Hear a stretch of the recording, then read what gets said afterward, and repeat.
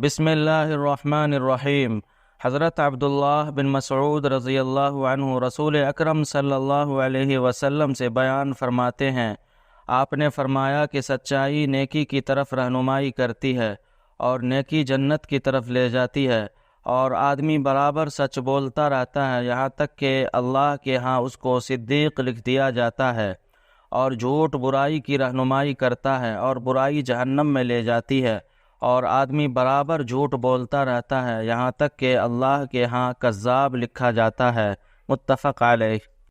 حضرت حسن بن علی رضی اللہ عنہما روایت کرتے ہیں کہ میں نے رسول اللہ صلی اللہ علیہ وسلم سے سن کر یہ کلمات یاد کیے، شک میں مبتلا کرنے والی چیزوں کو چھوڑ کر ایسی چیزوں کو اختیار کرو جو شک و شبہ سے بلند ہوں۔